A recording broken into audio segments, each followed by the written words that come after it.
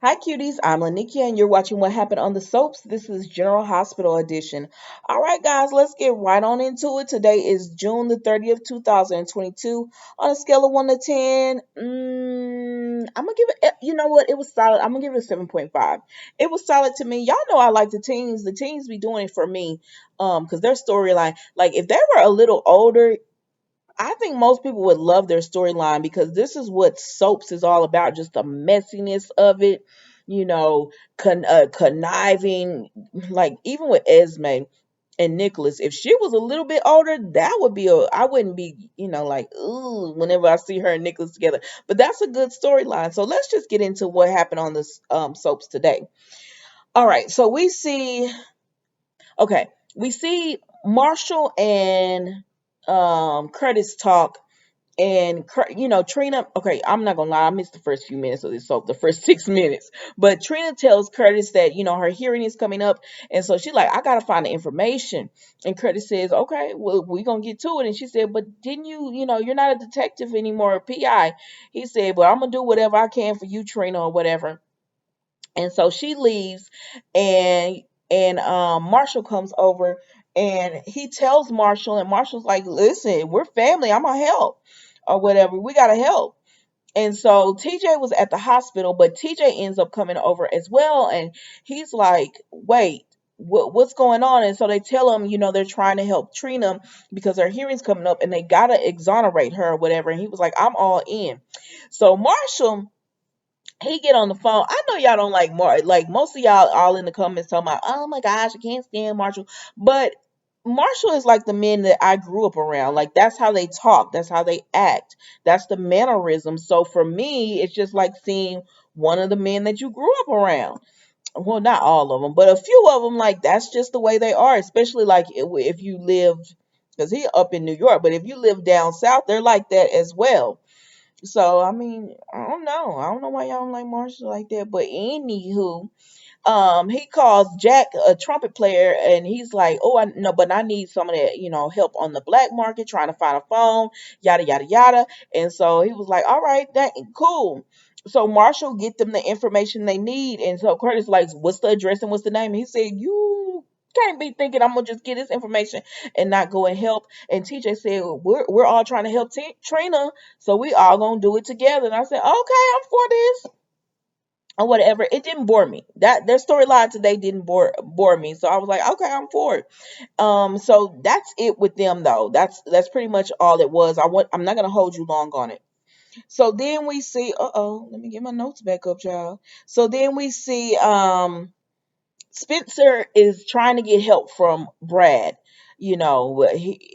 Britt is pretty much done with him at this point, but he's trying to get help from Brad because he needs information about Esme. And so Britt is just like, no, Brad's not gonna help you, and Spencer, you need to leave in 20 seconds. So he tells Britt, I don't respond to threats. And she said, oh, it's not a threat. The way you talk to me, and I can't take Spencer seriously because I never know. Are you being sincere or are you just? But Britt said, I understand that this apology is sincere. And I said, even though it sounds sincere, I don't know. The way you said what you said to me was very hurtful. And I said, was he being sincere when he apologized? I could never tell because I don't know, because he always comes off like sarcastic to me. So when he was apologizing to her, I thought he was being sarcastic. But she said it was a real apology or whatever. And he says, okay, I'm gonna go ahead and tell you what's going on. He doesn't tell her all the information, but lets her know that he's trying to find Esme's parents. And apparently he on the next episode he tells Cam and he found them.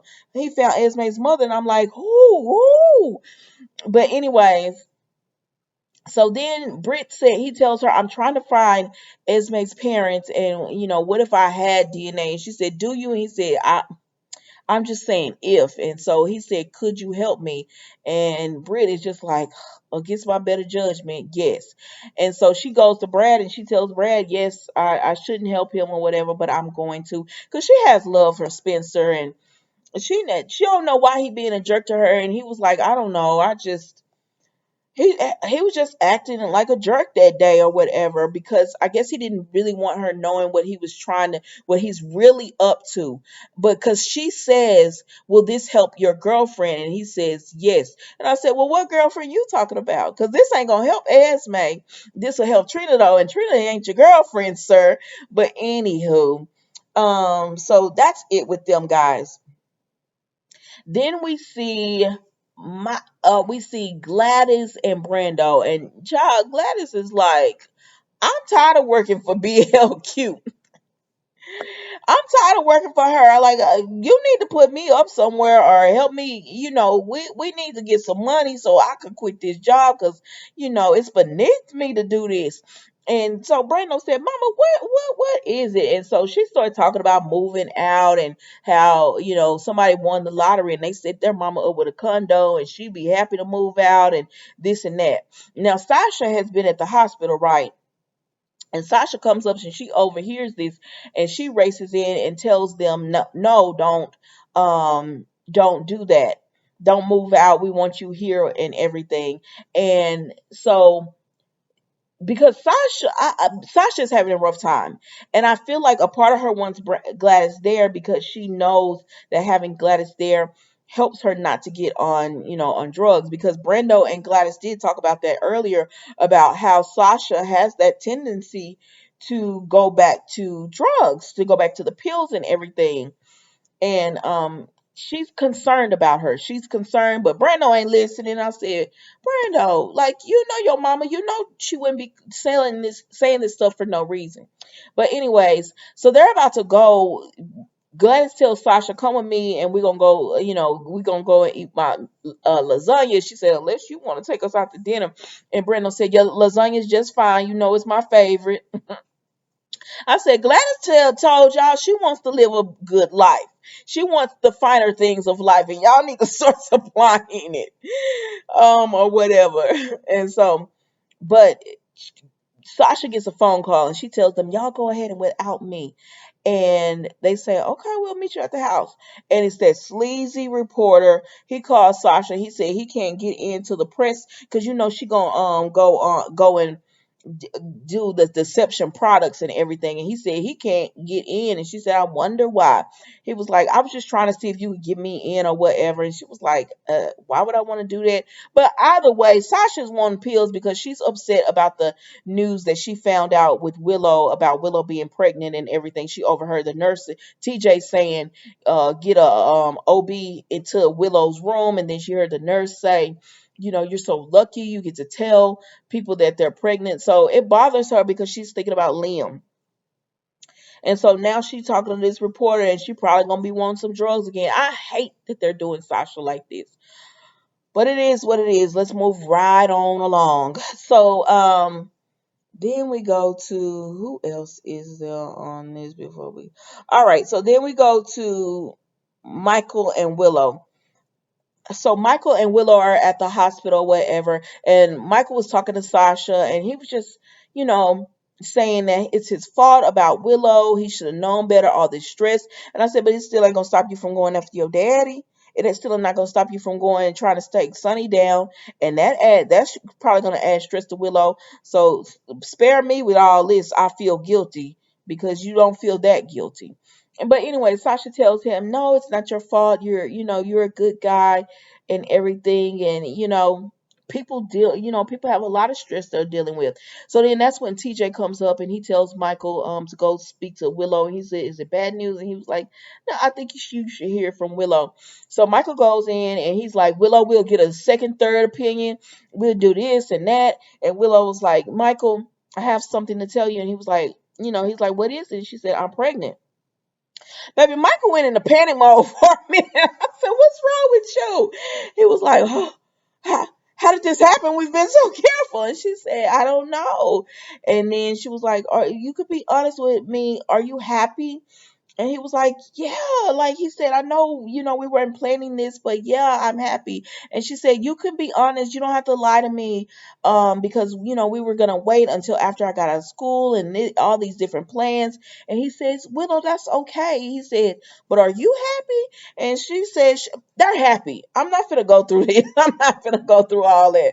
They're happy that they're having the baby and everything.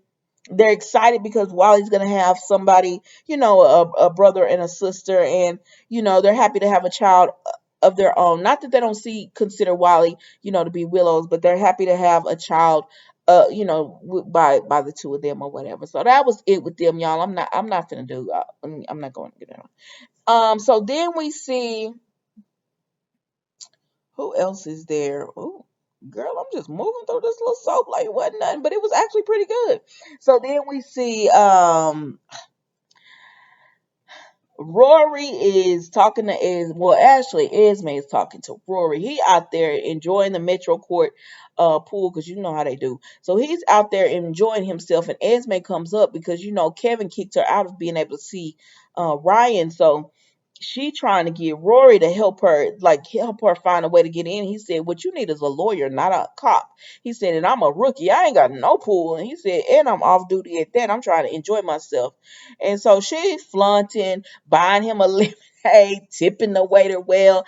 And she just like, I need help or whatever. And he said, you know what? I do know somebody. Give me your phone. Let me put this number in there. Baby, she wasn't giving up that phone. She was not giving up that phone. So then we see Esme. Then we see Trina come up, and Trina said, what's going on here? And Esme was like, what? I think you should tell her, Rory or whatever. And he gets up and he tells Trina, well, Esme was wanting help or whatever, and I told her I had a friend, but she doesn't trust me enough to let me see her phone. And Esme was like, you know what? I gotta go. I said, I bet you do, girl. So Esme gets up and leaves, and Trina's like, what was really going on? He was like, that really was what's going on. I was just putting Esme on notice that I know was, what you did. And she said, I thank you for, trying to help me and everything. But Esme is evil and she's wicked and you know, she's dangerous.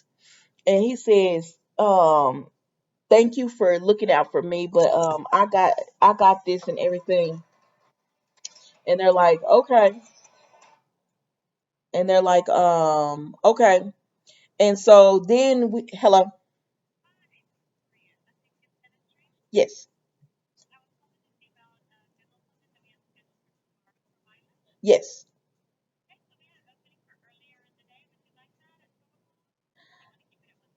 I'm gonna keep it at 1:30 because she has another appointment earlier. Okay. Thank you. All right. Bye bye. All right. Sorry, guys. My girl has a dentist appointment. Had to take care of that. I'm sorry. Okay. So Spencer comes in and Esme's like, hey, or whatever. Baby, Spencer can't even look at Esme because he's so busy looking over there at Rory and Trina. Like, what's going on right over there? They looking real cozy. And Esme was like, yeah, it looks like Trina is over fawning all over you and everything. She got her knew somebody. And the look on Spencer's face when the look on Spencer's face when Esme told him that, baby, he was upset. Spencer was upset. And that's it, y'all. That's what happened on the soaps today. Yeah, that's what happened on the soaps. I mean, it was a solid episode, and it moved the stories along for me, and that's all I want. Like, move these stories along, cause y'all. Oh, I'm sorry, Cody, Sam. See, this how important it is. Like, Cody, Sam, and Dante are sitting down eating and everything. And Dante is like, he really don't have a reason to stay in Port Charles, but he is intrigued by Britt being Faison's daughter. There's something to that. And Cody is a scammer to me. And so they tell him you could stay longer and everything. So he's gonna stay longer in Port Charles. And then Spinelli comes up and he start because I guess he knows the information about Spinelli and the whole him coming in and flying and into Britain and all that and getting money and everything from Spinelli.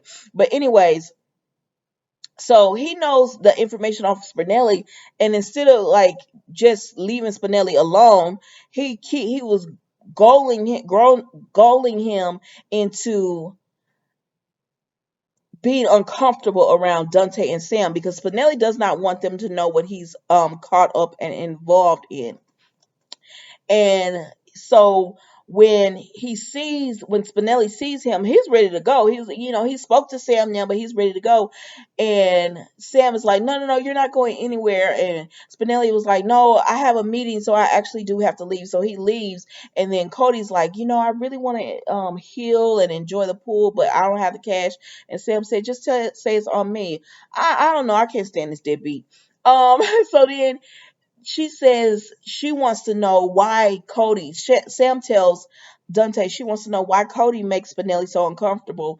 And then Spinelli and Cody talk, and Cody tells, they say it off camera, but Cody wants some kind of favor from Spinelli, and we don't actually know what it is because they say it off camera and everything.